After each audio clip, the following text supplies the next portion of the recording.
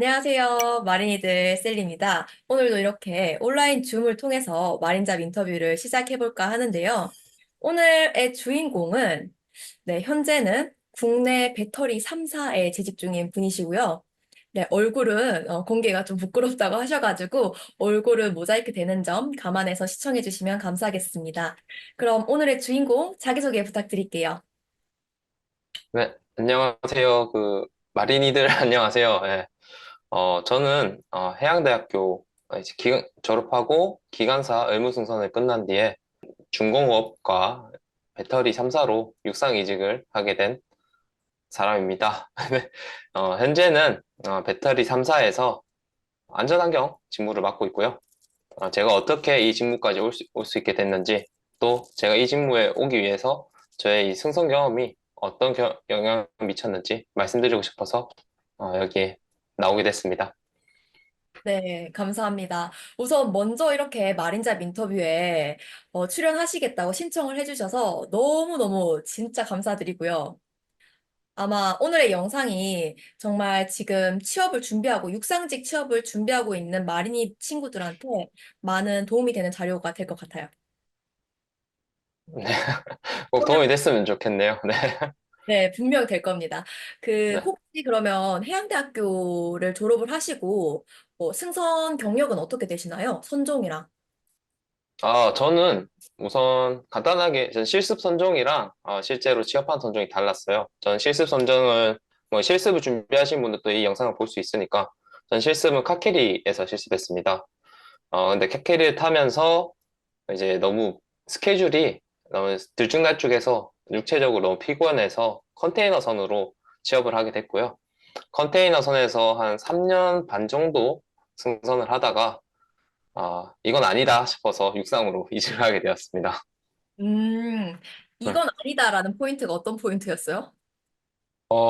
승선하시고 계신 분들은 좀 체감하시겠지만 점점 좁아드는 인간관계랑 스스로에게 발전을 시킬 원동력이 좀 부족하죠. 이제 저는 제가 생각하는 가치관은 옆에 누군가 경쟁할 상대가 있어야지 스스로를 발전시킬 수 있는데 그 안에 작은 우물이란 틀 안에 갇혀서 계속 있는다면 자기 스스로를 발전시켜야 된다고 생각하는 계기도 없을 뿐더러 한계점이 너무 명확하게 보이더라고요. 음. 그래서 저는 이걸 배를 타면서 너무 많이 느꼈기 때문에 아무래도 인터넷도 잘 안 되잖아요. 네. 그러다 보니까 이직을 결심하게 됐고 퇴사를 하고 이직 준비를 시작했습니다. 승선을 이제 그만두시고 나서 육상직 취업 준비를 하셨는데 어떠셨어요? 쉬웠나요? 어려웠나요? 아, 일단 저는 두 번을 했으니까 일단 첫 번째 이제 중공업 갔을 때는 아무래도 다들 아시겠지만 저는 생산관리 시운전 부서를 갔었습니다. 그랬고 이제 거기서는 아무래도 저희 승선했던 경험을 잘 쳐주기 때문에 사실 면접을 준비하거나 이런 부분에서 어려운 게 없었어요. 사실 요즘에 또 제가 들어갈 당시에는 조선소가 또 인력난이라서 면장만 있으면 거의 다 붙여주는 그런 추세였거든요. 그래서 첫 번째 이직 준비는 되게 쉬웠습니다. 그리고 이제 두 번째 이직 준비는 좀 많이 힘들었죠. 두 번째 이직을 준비하시기 전에 그 중공업에서 시운전 부서에서 이제 일을 하셨다고 했는데 시운전이라고 하면 모르시는 마린이들도 있을 것 같아요. 그래서 시운전 네네. 부서는 어떤 일을 하는지에 대해서 좀 쉽게 설명해 주시면 좋을 것 같아요.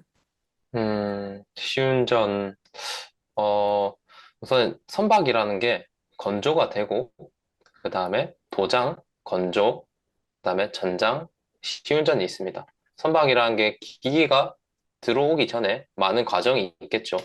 이런 과정들을 생산 과정이라 하고, 이 과정을 관리한 사람을 생산 관리자라고 합니다. 그러면 저희 시운전 파트는 아무래도 제일 마지막 운전을 테스트하는 부서, 생산 관리의 마지막에 있겠죠. 그러면 앞에서 검증해서 생산되고 조립이 되었던 기기들이 제대로 성적 검증성에 맞는 성적이 나오냐, 그걸 테스트를 하고요. 실제로 바다에 나가서 기기를 운전하면서 성적 검증서랑 다른 이상점은 없는지 이상점이 있다면 그 담당 부서에게 빠르게 문제점을 얘기해줘서 납기율, 즉 이 배가 어느 기간 안에 만들어져야 된다는 이 납기 기한을 지킬 수 있게 관리하는 역할을 하고 있습니다. 특히 이 역할을 하려면 아무래도 많은 부서들, 생산 관리 안에서 쪼개진 부서들도 있고, 심지어 품질 부서들과도 많이 업무 소통을 해야 되기 때문에 사람을 대하는, 사람들이랑 소통할 수 있는 역량이 제일 중요합니다. 어찌 보면 회기사라는 업무도 선박 기관사도 선박 기관실에서 일을 하는 거고, 시운전 부서에서 일하시는 분들도 어떻게 보면 선박의 기관실에서 일을 하시는 거잖아요. 그렇죠. 음, 근데 조금 업무 성향이 다른 포인트는 방금 말씀하신 그 업무를 할 때 소통해야 되는 영역이 더 크다? 예, 소통해야 될 영역이 더 크고, 솔직히 이제 회계사가 다루는 것들은 다른 사람이 스케줄링 해준 오더링만 해서 수배된 팀과 업무 협조를 하는 거지만, 이건 본인이 직접 스스로 이제 팀을 수배해야 되기도 하고, 스케줄링을 직접 관리해야 되기 때문에 조금 더 스케일이 커진다고 생각하시면 좋을 것 같습니다. 음. 근데 그렇게 시운전 부서에서 육상직 잘 적응하시면 될 텐데, 왜 또 이직을 준비하신 거예요? 저는 이직 준비한 조건이 자기 개발할 수 있는 게 한계점을 느껴서 했다 했잖아요. 이건 이제 시간이 없더라고요. 시운전 부서를 가니까. 육상에 붙어 있는데 이제 일이 많고, 저만의 개인 시간을 가지기가 어렵다고 생각하여서 워라밸을 찾아서 좀 떠났습니다. 그럼 두 번째 이직 과정은 어떠셨어요? 두 번째 이직도 이게 첫 번째 직장에 일이 많다 보니까 아무래도 퇴사를 하고 이직을 준비하게 됐고요. 그때 좀 배터리 산업, 이제 조던 산업에서 배터리 산업으로 이직할 때 아무래도 면접관의 입장에서 가장 궁금한 거는 왜 이직을 했냐? 왜 산업을 바꿔서 이직했냐? 그게 제일 궁금하셨을 거예요. 물론 제가 지원한 직무는 당시에 같았거든요. 그래서 직무 관련된 것보다 너가 직업 가치관이 무엇이기 때문에 이렇게 산업을 바꿔서 이직을 하느냐? 이에 대한 대답을 고민하는 게 가장 고민하고 답변을 준비하는 게 제일 힘들었습니다. 물론 뭐 인적성 준비하는 것도 쉽지 않았지만 그거는 많이 풀면 됩니다.